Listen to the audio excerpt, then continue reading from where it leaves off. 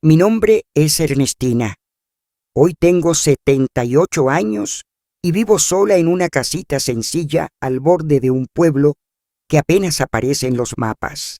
Mis días son tranquilos, llenos de silencio, plantas en macetas y recuerdos que golpean con más fuerza que el viento que sacude las cortinas por la tarde. Siempre he sido una mujer reservada. Nunca me gustó hablar demasiado de mi vida, y menos aún de lo que ocurrió dentro de las paredes de la casa donde crecí.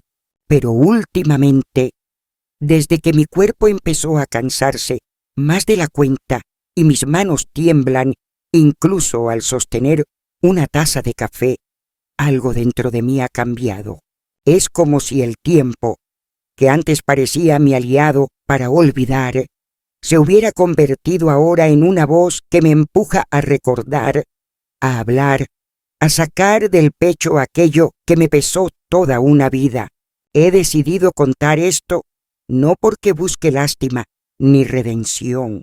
Lo hago por ella, por mi hermana menor, porque aunque hace tantos años que se fue, su imagen sigue apareciendo en mis sueños como si el tiempo no la hubiera tocado. A veces la veo con su vestidito azul, sentada en el escalón de la entrada, peinando su muñeca con los dedos, porque nunca tuvo un peine propio. Otras veces la veo temblando, con los ojos muy abiertos, escuchando los pasos de papá entrando por la puerta. Esa imagen es la que no puedo arrancar de mi memoria. Esa imagen fue la que me rompió por dentro y la que hoy me obliga a hablar, aunque me tiemble la voz, aunque nadie quiera escuchar verdades tan viejas como yo. Nací y crecí en un tiempo en que se enseñaba a las niñas a callar, a obedecer, a no mirar de frente, a no incomodar. A los hombres se les perdonaba todo, a nosotras nada. Mi madre me enseñó a rezar, a coser y a bajar la cabeza. Me dijo muchas veces que los trapos sucios se lavan en casa, pero los nuestros no solo estaban sucios, estaban manchados de algo más oscuro, algo que ni el jabón ni los años podían borrar. Durante mucho tiempo me convencí de que callar era proteger, que olvidar era sanar, que no hablar era una forma de respeto, pero hoy entiendo que ese silencio también fue una forma de traición. No a mí, a ella, a mi hermana, porque si hay algo peor que haber vivido el miedo en carne propia, es haber visto a alguien más vivirlo y no haber hecho nada para evitarlo. Así que por primera vez en todos estos años voy a hablar.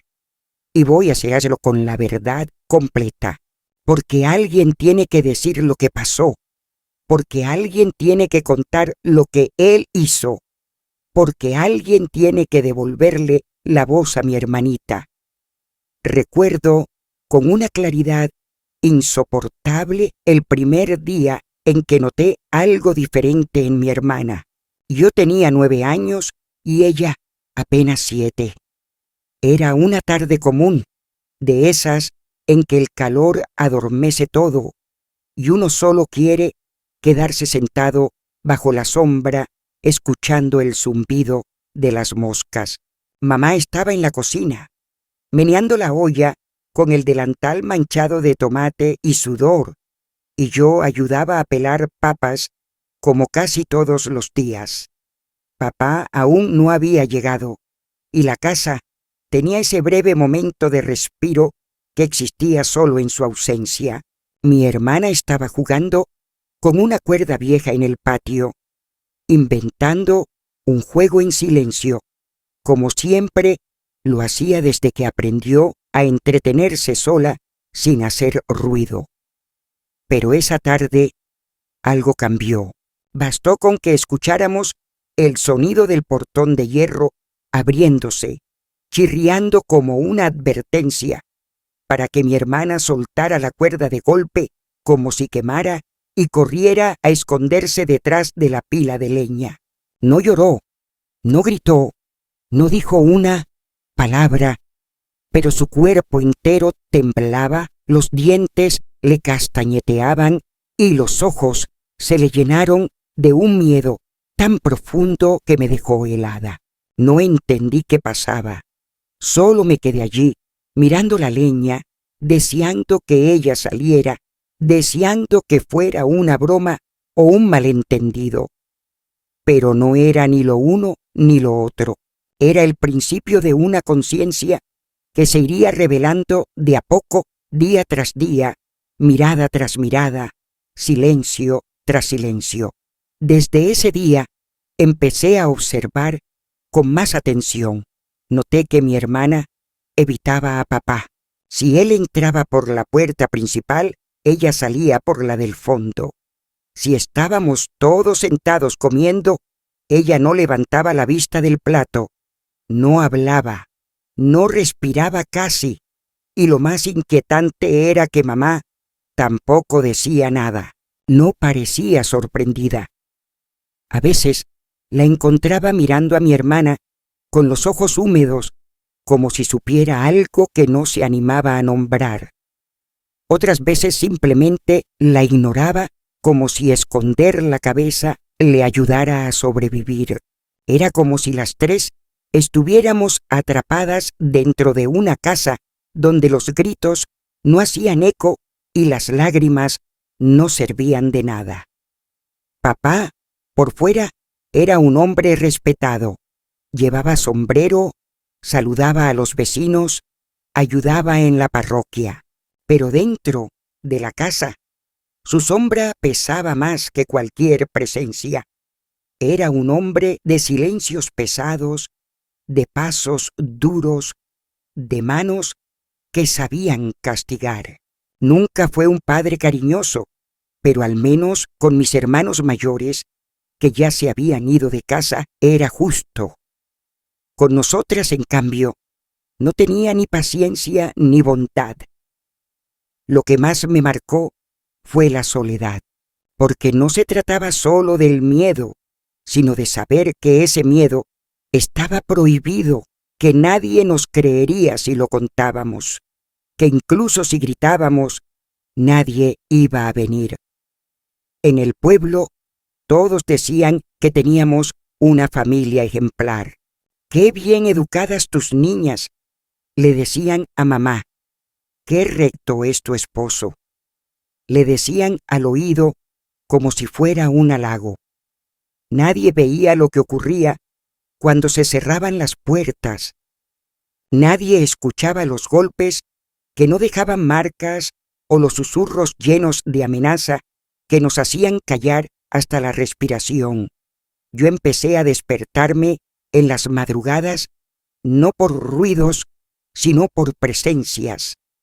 A veces sentía los pasos en el pasillo, a veces era el crujido del suelo, a veces era simplemente el silencio que se volvía demasiado denso, como si ocultara algo. Me levantaba, iba al cuarto de mi hermana y la encontraba despierta, con los ojos abiertos, abrazada a su almohada como si fuera un salvavidas. ¿Estás bien?, le susurraba, y ella siempre respondía lo mismo. Sí, ya va a pasar. Pero no pasaba, al contrario, cada día parecía volverse más pesado que el anterior. Mi hermana se volvió más delgada, más callada, más gris. Ya no cantaba, ya no jugaba, ya no preguntaba nada. A veces me miraba con una tristeza que no parecía de una niña de 7 años, sino de alguien que ya había vivido demasiado. Una noche, mientras ayudábamos a mamá a lavar los platos, le pregunté por qué mi hermana le tenía tanto miedo a papá. Ella dejó caer un vaso al suelo y tardó demasiado en agacharse a recoger los pedazos. No es miedo, murmuró, es respeto, pero su voz no tenía convicción. Esa fue la primera vez que me di cuenta de que mamá también tenía miedo, que ella no solo era cómplice del silencio, sino víctima del mismo dolor que nosotras. Tal vez en otro tiempo, en otro mundo, hubiera sido capaz de protegernos, de enfrentarlo, de sacarnos de esa casa. Pero la mamá que yo conocí era una mujer rota, obediente, entrenada para sobrevivir sin ruido. Esa revelación fue el verdadero catalizador, porque hasta ese momento yo pensaba que las cosas eran así en todas las casas, que todos los padres eran severos, que todas las madres eran tristes, que todas las niñas temblaban cuando se cerraba una puerta con fuerza. Pero ese año, cuando entré a la escuela, conocí a otras niñas, niñas que hablaban sin miedo, que reían a carcajadas, que no bajaban la vista cuando hablaban de sus padres. Una de ellas me invitó a su casa y yo fui, con una mezcla de curiosidad y envidia. Allí vi algo que nunca había visto: un papá que abrazaba a su hija, que le acariciaba el cabello, que la miraba con ternura. Sentí vergüenza de mí misma por quedarme mirando, por sentirme ajena, por no entender cómo algo tan simple podía parecerme tan lejano. Al volver a casa, encontré a mi hermana sentada en la cama mirando por la ventana. ¿Dónde estabas?, me preguntó. Con una amiga, respondí. ¿Y cómo es su papá?, me dijo. No sé por qué me lo preguntó, pero sentí que ella sabía que yo había visto algo que nunca habíamos tenido. Me acerqué y le dije, la abraza, le sonríe, le dice cosas bonitas. Ella bajó la vista y dijo muy bajito, debe ser bonito no tener miedo. Esa noche no pude dormir. Me di cuenta de que algo estaba muy mal, que no era normal lo que vivíamos, que el miedo no era respeto, que el silencio no era protección, y que mi hermana se estaba apagando frente a mis ojos. Y lo peor era que yo tampoco sabía qué hacer. Tenía apenas 9 años, y aunque quería ayudarla, no sabía cómo. Lo único que supe desde ese día fue que tenía que estar más atenta, más cerca, más despierta, porque algo dentro de mí me decía que lo peor todavía no había llegado. Después de aquella noche en que mi hermana me confesó en voz baja que debía ser bonito no tener miedo, empecé a verla con otros ojos. Ya no era solo mi hermana pequeña, con la que compartía el pan y la cama. Era una criatura rota, quebrada en silencio, como una flor aplastada sin dejar marcas visibles.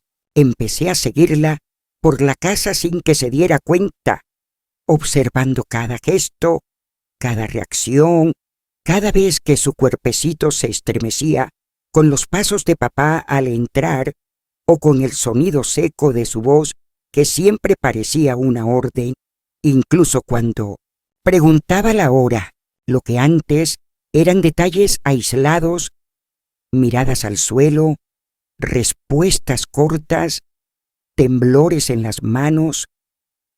Ahora eran síntomas que hablaban un idioma que yo empezaba a comprender. Vivíamos en una casa pequeña, con paredes finas, que dejaban pasar el frío en invierno y los gritos en cualquier estación. Tenía 3 habitaciones, una para mis padres, otra para mi hermana y para mí, y una pequeña sala que también servía de comedor. Desde donde dormíamos se podía escuchar todo: el arrastrar de sillas, los platos golpeando en la cocina, las botas de papá golpeando el suelo con ese ritmo seco que anunciaba su estado de ánimo. Si venía con pasos rápidos, significaba que estaba de mal humor. Si entraba lento, era que había bebido. Ambos ritmos daban miedo, pero el peor era el silencio, cuando llegaba y no decía nada, cuando se sentaba a la mesa y miraba a mamá con ese gesto agrio que la hacía temblar mientras le servía la sopa, como si supiera que su vida dependía de que no se le derramara una gota. Mi hermana no comía en esas noches, jugaba con la cuchara, fingía hambre, pero apenas tocaba el plato. Yo la pateaba por debajo de la mesa para que reaccionara, pero ella solo me miraba de reojo, con una expresión que ya no era de tristeza, sino de resignación, como si ya no esperara nada de nadie. Me di cuenta de que había aprendido a desaparecer sin moverse. Estaba sentada allí, con el cabello recogido en una trenza apretada que mamá le hacía cada tarde, pero era como si su alma se hubiera ido a otro lado. Yo comía por las dos.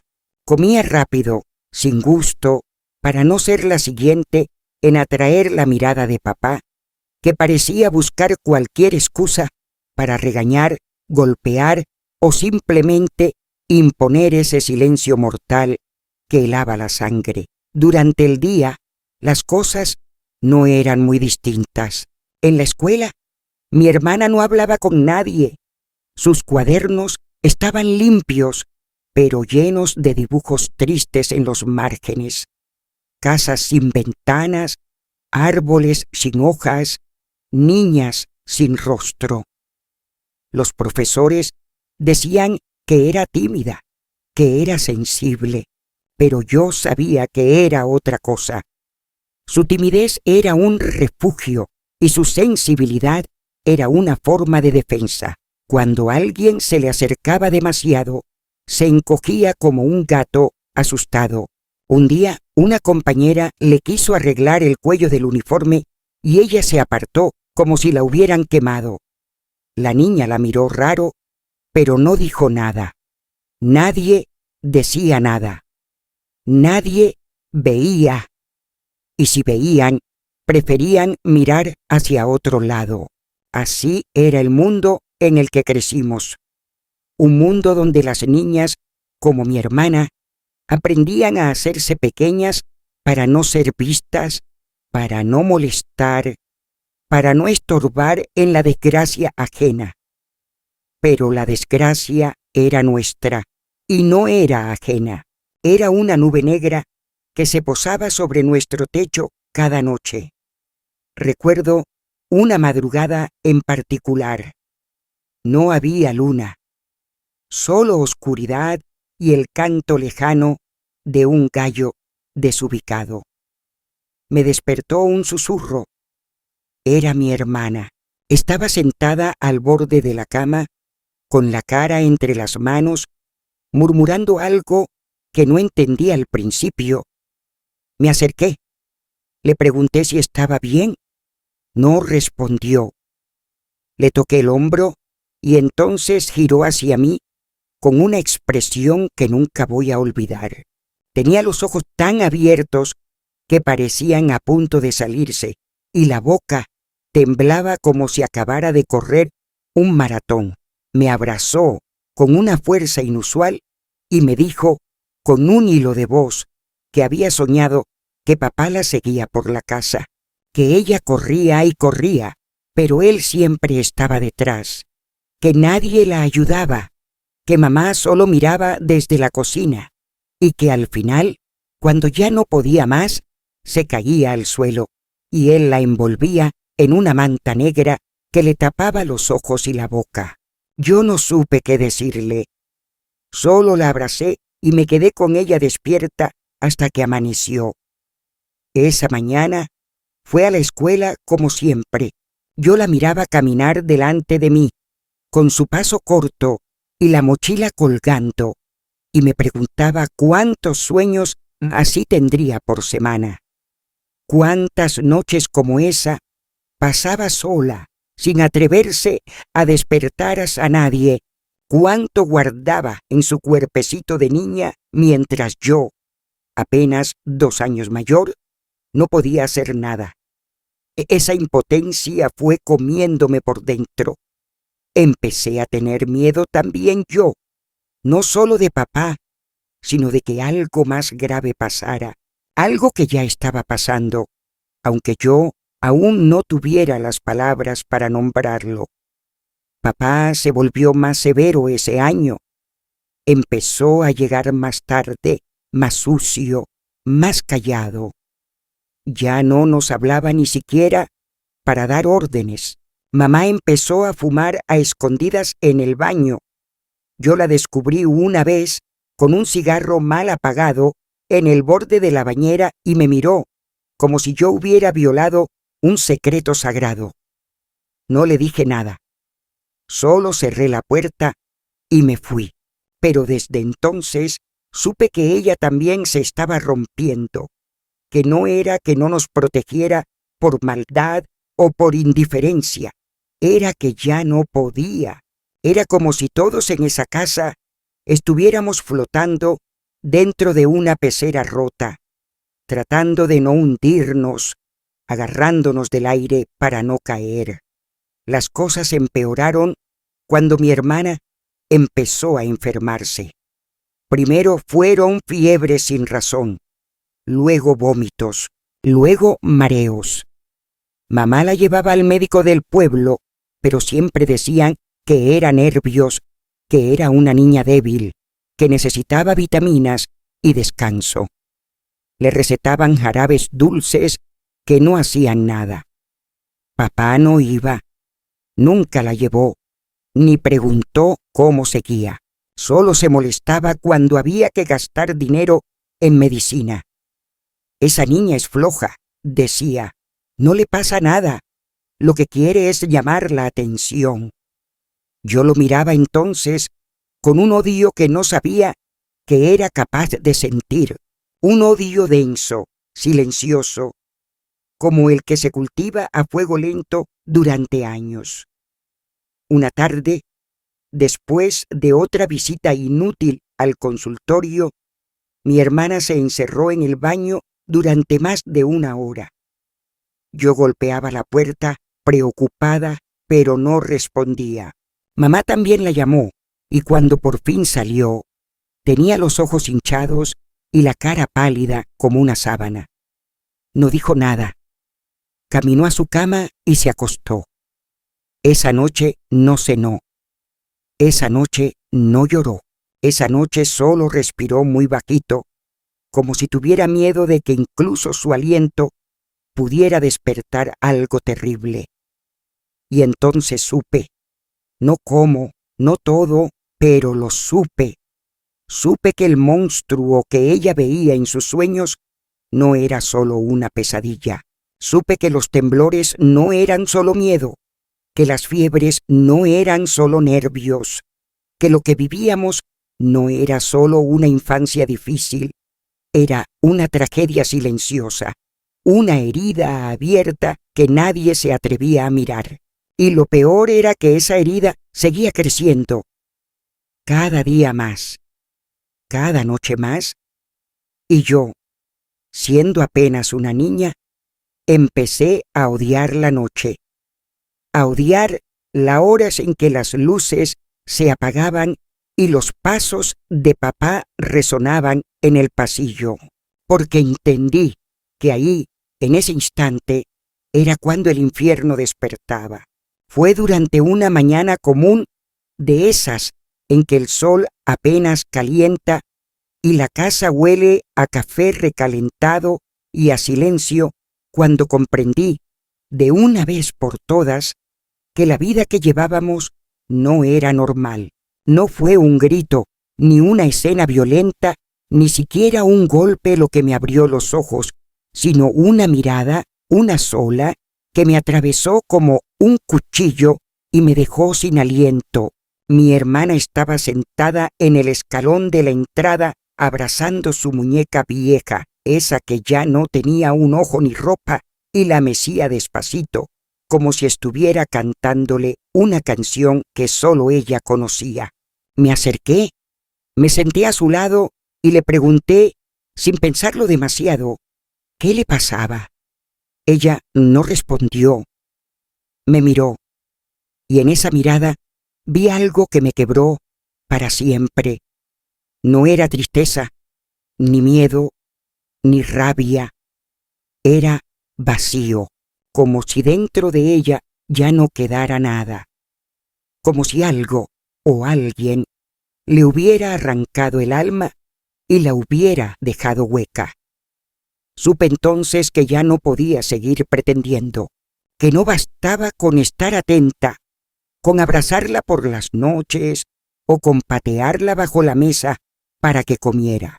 Supe que lo que pasaba en nuestra casa era una aberración, una enfermedad que nos estaba devorando vivas y que nadie, absolutamente nadie, haría nada si yo no hacía algo. Fue en ese momento que algo cambió en mí.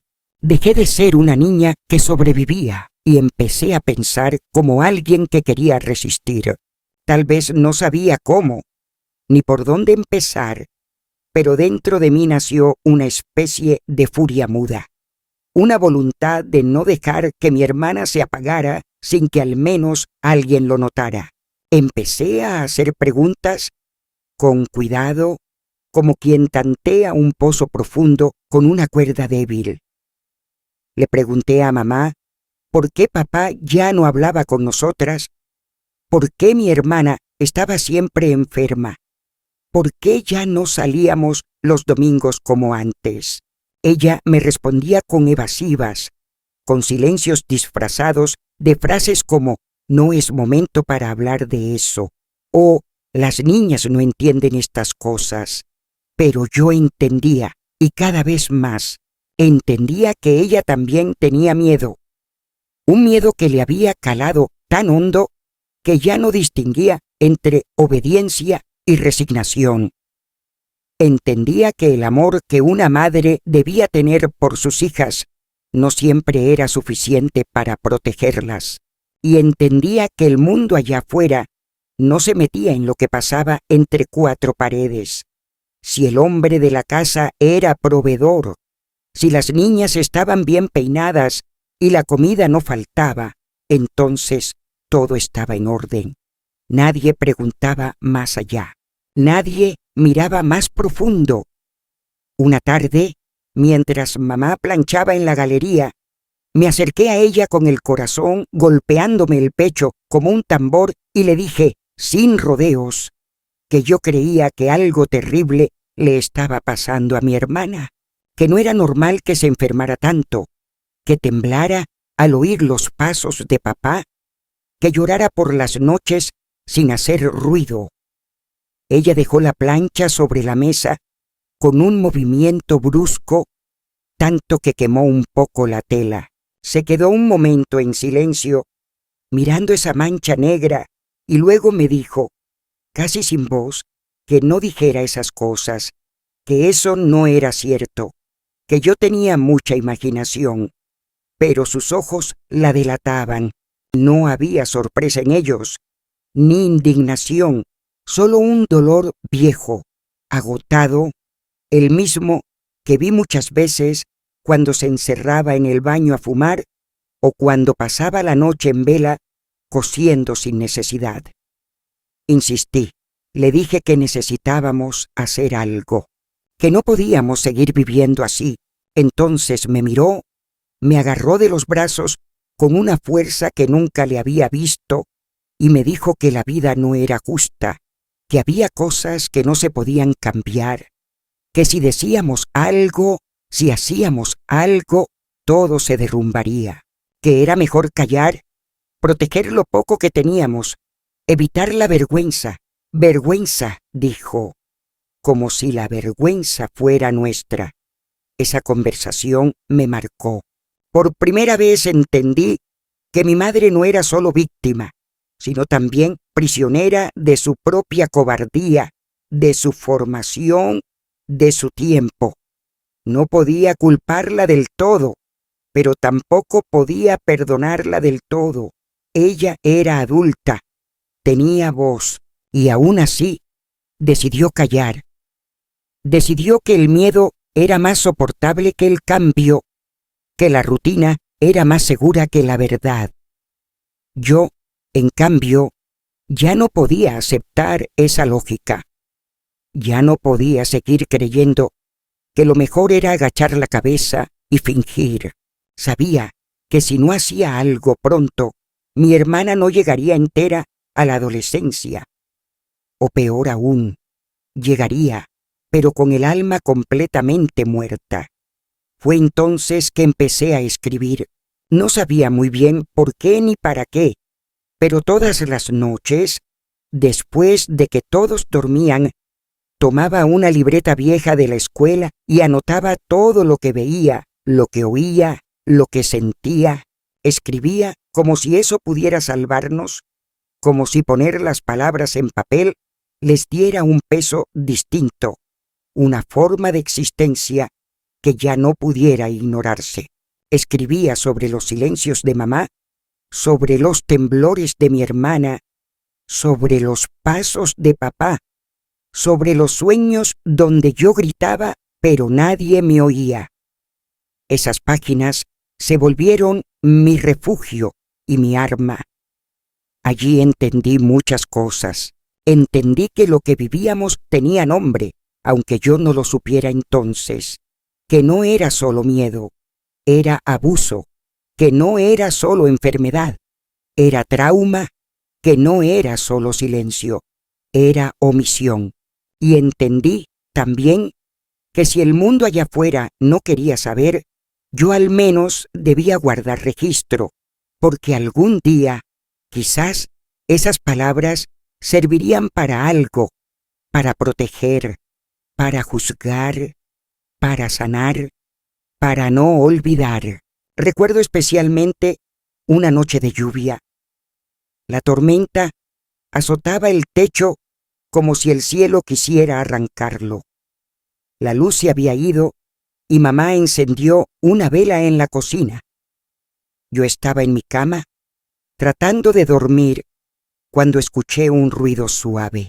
Me levanté y encontré a mi hermana de pie junto a la ventana, mirando la lluvia. Le pregunté qué hacía despierta. Me dijo que no podía dormir. Le ofrecí acostarse conmigo.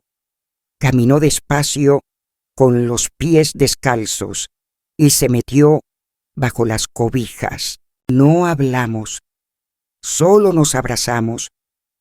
Y ahí, en medio de la oscuridad y del sonido furioso del agua, sentí que algo dentro de mí se solidificaba. No sé si fue valentía, o desesperación, o una mezcla de ambas, pero supe que ya no podía mirar hacia otro lado, que no me perdonaría si un día ella desaparecía del todo, como aquellas niñas de las que a veces se hablaba en voz baja en el mercado, que enfermaban y un día ya no despertaban, o que se iban a vivir con una tía lejana y nunca más se sabía de ellas. Yo no quería que mi hermana fuera una estadística, un susurro, un escándalo evitado por vergüenza. Quería que viviera, que sanara, que un día pudiera contar su historia sin que le temblara la voz. Esa fue mi revelación, mi punto de no retorno. No tenía todavía un plan, ni aliados, ni fuerza suficiente, pero tenía conciencia, y la conciencia, cuando llega, ya no se va. Nos obliga a mirar, nos obliga a actuar, a veces a costa de todo, a veces en soledad. Pero es el primer paso de cualquier liberación. Y yo, aunque seguía siendo una niña, ya no podía considerar el silencio como una opción, porque el silencio, lo entendí esa noche, era el mejor amigo de los culpables y el peor enemigo de las que temblaban. Después de aquella noche en que la conciencia me golpeó como un relámpago en la oscuridad, ya no pude volver atrás. Ya no era una niña que soportaba, ni siquiera una hermana que acompañaba. Me sentía una testigo forzada de una tragedia que se desplegaba en cámara lenta frente a mis ojos, y con cada día que pasaba, con cada nueva grieta en la voz de mi hermana, con cada mirada vacía que lanzaba al suelo Mientras jugaba con las costuras de su vestido, algo en mí se endurecía. No era rabia lo que sentía, no aún, era una desesperación seca, una impotencia que se me subía a la garganta cuando la oía toser de madrugada o cuando la veía caminar con los brazos cruzados sobre el pecho como si necesitara protegerse del aire mismo. Fue en esa época que comenzó a hablar dormida. Se quejaba entre susurros, decía cosas que no siempre lograba entender, pero de vez en cuando una palabra se escapaba con claridad y me dejaba helada. No, decía, o no entres, o no otra vez. Esos murmullos eran confesiones inconscientes, gritos enterrados que buscaban salir sin que ella tuviera que nombrarlos, porque nombrarlos era peligroso, porque lo que no se decía parecía que podía ser ignorado, pero ya no podía seguir ignorando lo que era evidente. Papá se había vuelto más irritable. Ya no era el hombre que simplemente imponía silencio con su presencia. Ahora se le notaban los dientes apretados, la mirada enrojecida, el caminar torcido como si cargara una rabia que no encontraba salida. Empezó a hablar solo, a maldecir bajo la voz, a tirar cosas por cualquier motivo. A veces no hacía falta que alguien cometiera un error. Él inventaba la falta. Mamá se volvió más nerviosa, más ausente. Parecía un fantasma, caminando por la casa, repitiendo rutinas como si su cuerpo se moviera solo y su mente estuviera en otro lugar, lejos, quizás donde alguna vez fue feliz. Yo ya no intentaba hablar con ella.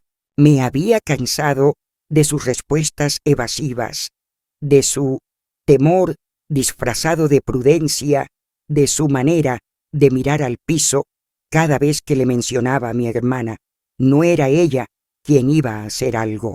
Eso lo entendí de una vez por todas el día en que vi con mis propios ojos cómo apretaba los labios hasta hacerse daño cuando mi hermana se acercó a la mesa y papá le rozó la espalda con una mano. Fue un gesto simple, breve, pero bastó para que mi madre se pusiera tensa como una tabla. No dijo nada, no se movió, solo se mordió el labio. Y en esa mínima reacción comprendí que ella lo sabía todo, que siempre lo supo, que había elegido callar. Y eso me partió el corazón por segunda vez. Mi hermana empezó a faltar a la escuela. Decía que le dolía el estómago, que no podía respirar, que sentía que el mundo se le venía encima. El médico, una vez más, habló de nervios, de una niña demasiado sensible, de estrés infantil. Necesita descanso y un entorno tranquilo, dijo. Quise reírme, pero no me salía. ¿Cómo explicarle que el entorno era el problema? Que el descanso no servía si cada noche se convertía en una amenaza. Que no había pastilla ni vitamina que curara el miedo constante. Una tarde, cuando volvíamos caminando desde la pequeña tienda del pueblo, mi hermana me preguntó, con voz bajita, si yo pensaba que ella era rara. Le respondí que no, que era valiente, que la admiraba. Pero entonces ella dijo algo que me rompió en dos. Yo creo que ya no soy una persona. Yo creo que me estoy volviendo una sombra. Intenté abrazarla, decirle que no, que ella estaba viva, que yo la veía, que yo la amaba. Pero sentí que las palabras no le llegaban. Era como si ya no creyera en nada, ni en mí, ni en ella, ni en el mundo. Fue entonces que comencé a notar que papá también me miraba distinto, como si supiera que yo ya no era la hija obediente que aceptaba sin preguntar, Me observaba cuando pasaba cerca. Se quedaba callado cuando entraba en una habitación donde yo estaba, como si adivinara que algo en mí se estaba cocinando. Yo también lo miraba. Lo seguía. Sabía cuándo se levantaba en la noche, cuándo fingía dormir. Escuchaba los pasos en el pasillo y los contaba. Sabía distinguir el sonido de su cinturón, el crujido de la madera bajo su peso, el tono de su respiración. Me volví una vigía, una sombra que acechaba desde los rincones, esperando el momento en que finalmente pudiera hacer algo. No sabía qué, pero esperaba, como si la justicia fuera una fiera que, en algún punto, vendría por él. Un día, sin decirle nada a nadie, me acerqué a la casa de la señora Ángela, una vecina mayor que vivía sola desde que enviudó. Era de esas mujeres que parecían tener los oídos bien abiertos y la lengua bien afilada. Le llevé pan, le pregunté cómo estaba, intenté hacerme la inocente, pero no tardé en lanzarle la pregunta: ¿usted cree que hay cosas que no se deben permitir dentro de una familia, aunque uno quiera a sus padres? Ella me miró, con sus ojos pequeños y hundidos, y me dijo algo que nunca olvidé. A veces querer no alcanza, hija. A veces hay que alejarse para salvarse. Y si no puedes alejarte, al menos no permitas que te entierren viva. No me explicó más. No hacía falta. Sabía que ella había entendido, y yo también. Volví a casa y durante días enteros no hablé con nadie. Solo pensaba. Miraba a mi hermana, a mamá, al techo, a la ventana.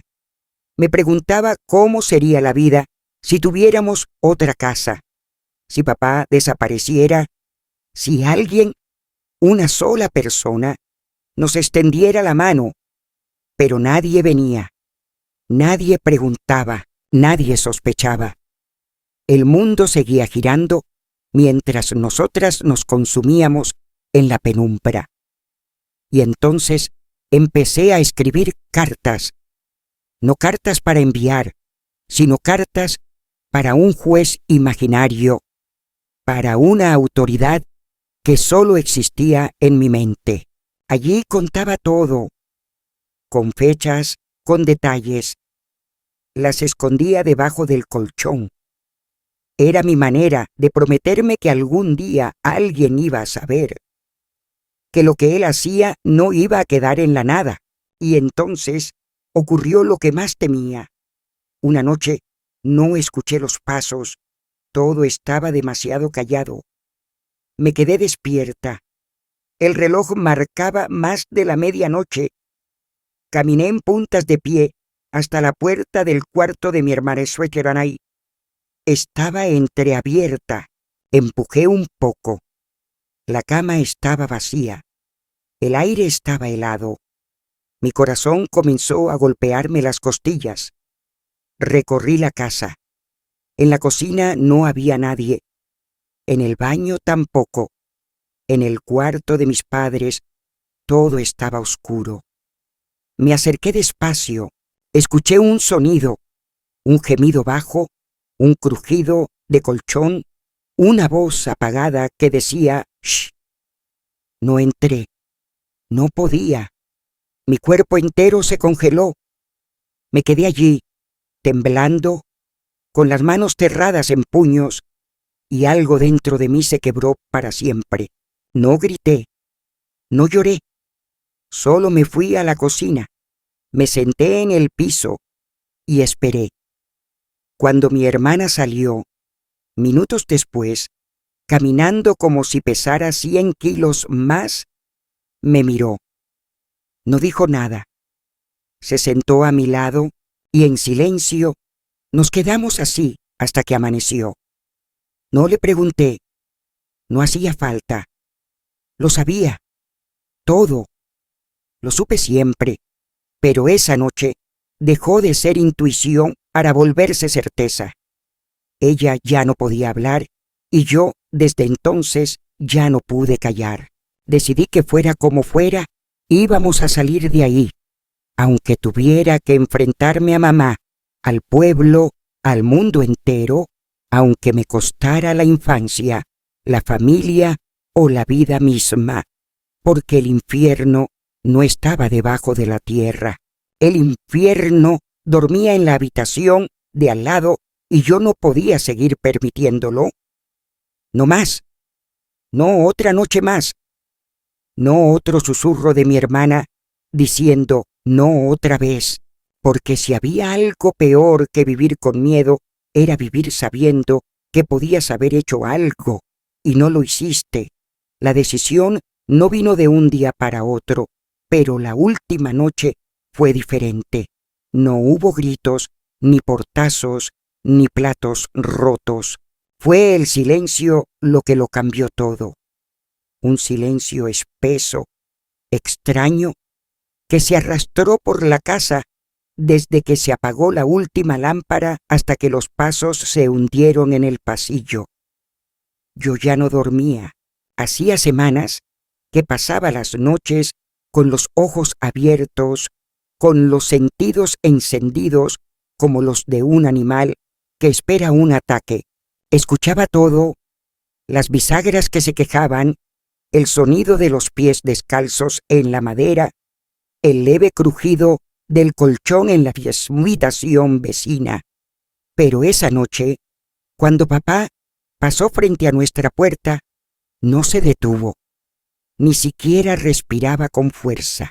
Todo fue calculado, contenido, casi dulce, como si la ausencia de violencia lo volviera más monstruoso aún. Me levanté sin hacer ruido. Sentía el pulso en la garganta, en las sienes, en las manos. Abrí la puerta de nuestro cuarto y crucé el pasillo como si caminara sobre cristales. La puerta del dormitorio de mis padres estaba cerrada, pero no del todo. La empujé con los dedos y lo que vi, aunque breve, aunque incompleto, bastó para destruir cualquier resquicio de infancia que me quedara. Mi hermana estaba sentada en el borde de la cama. No lloraba, no hablaba. Tenía la mirada fija en el suelo y las piernas cerradas con fuerza. Las manos apretadas sobre los muslos. Mi padre estaba detrás, de pie, abotonándose la camisa, como si nada hubiera pasado, como si hubiera terminado de leer un periódico o de arreglar una lámpara. Me vio, y por primera vez en mi vida no bajé la mirada. Me quedé allí, temblando, con el cuerpo endurecido por el espanto, pero con una determinación que no sabía que tenía. Él no dijo nada, no se movió, y yo tampoco. Fue un segundo eterno, como si el tiempo se negara a continuar hasta que uno de los dos hiciera algo. Fui yo. Cerré la puerta, di media vuelta, caminé hasta la cocina y encendí la lámpara que colgaba sobre la mesa. Mamá estaba allí, sentada como si me esperara. Tenía una taza vacía entre las manos y los ojos tan apagados que parecían de otro mundo. No me miró, no dijo una palabra, pero entendió. No hizo falta que le contara nada. Ella ya lo sabía, lo supo siempre. Lo había permitido, o tal vez no pudo evitarlo, pero eso ya no importaba. Le dije con voz firme que al día siguiente nos íbamos, que me llevaría a mi hermana aunque tuviera que salir corriendo por el monte, que si ella no venía, lo lamentaba, pero yo ya no podía seguir siendo parte de esa mentira. Ella no respondió, ni siquiera parpadeó. Solo se quedó allí, con la taza entre las manos, con los dedos manchados de té y de resignación. yo me fui a empacar lo poco que tenía: 2 vestidos, una libreta, los zapatos menos rotos. Entré al cuarto, abracé a mi hermana y le dije al oído que al amanecer íbamos a escapar.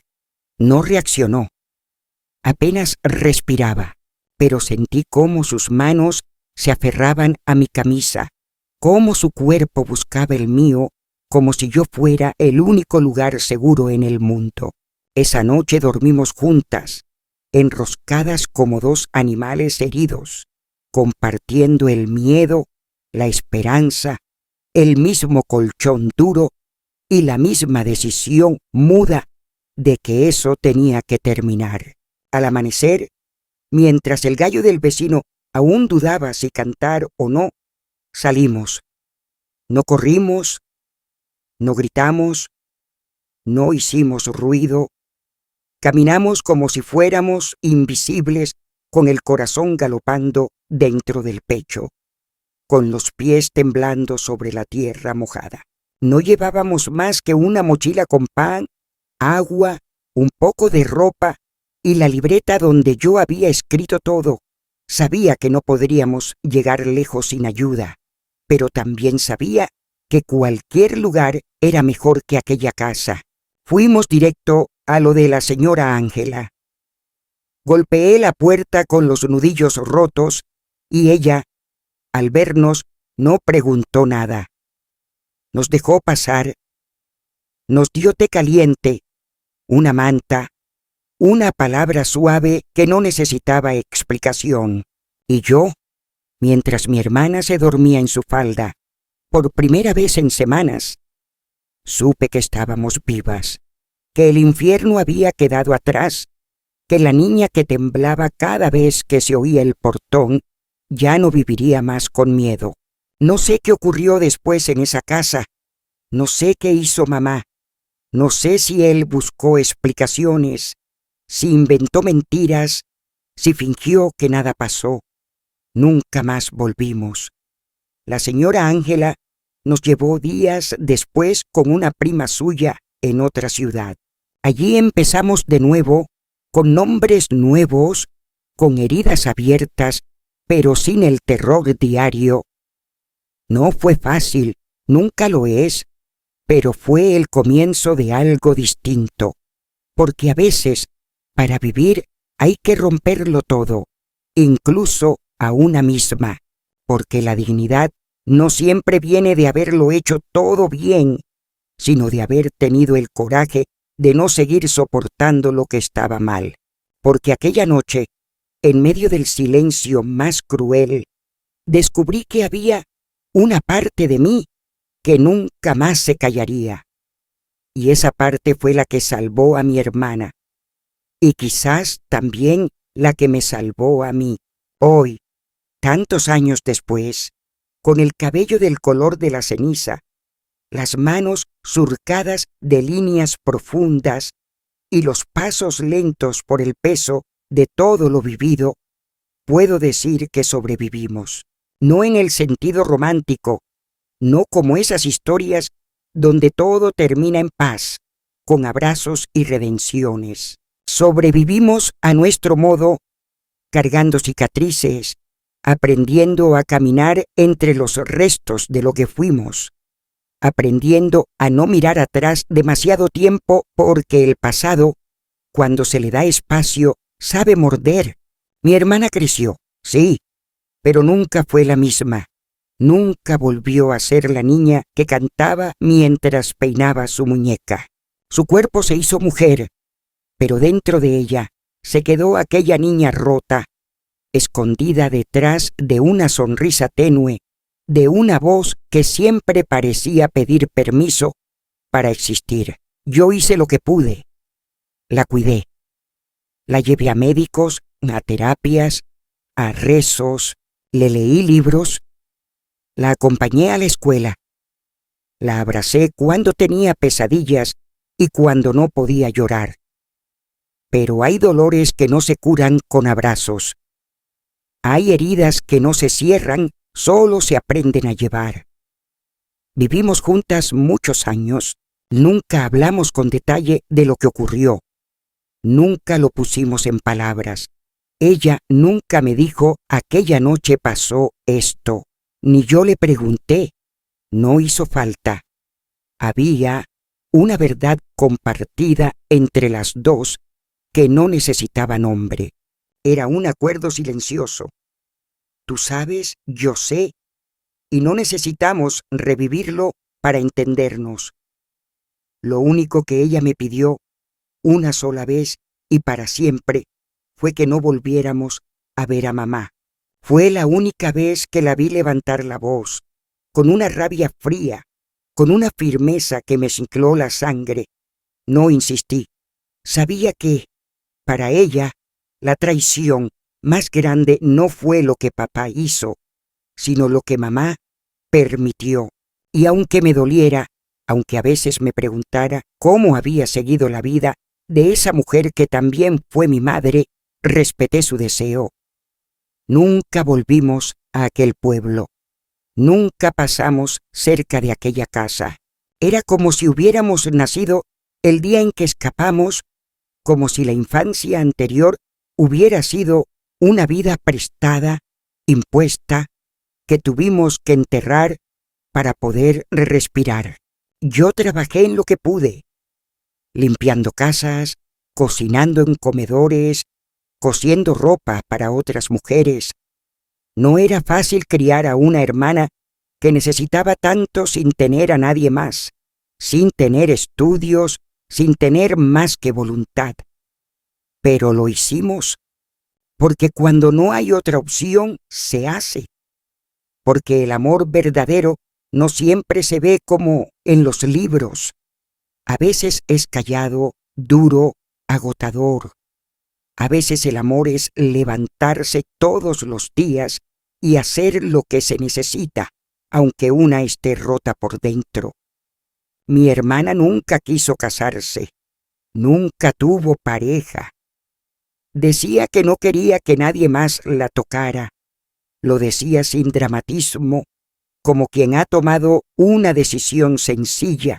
En cambio, cuidaba animales rescatados, llenaba la casa de gatos, perros cojos, pájaros con alas rotas.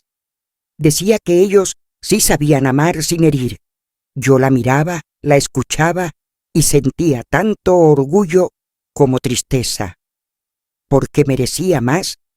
Merecía una vida plena, sin miedo, pero también sabía que había hecho mucho más de lo que otros en su lugar hubieran podido.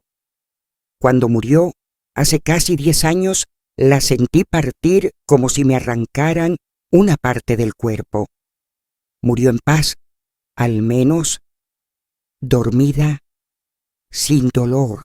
Yo estaba a su lado, tomándole la mano, como cuando éramos niñas.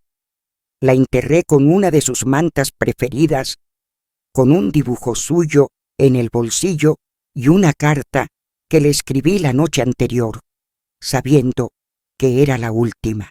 En esa carta no le pedí perdón, porque sé que ella nunca me culpó.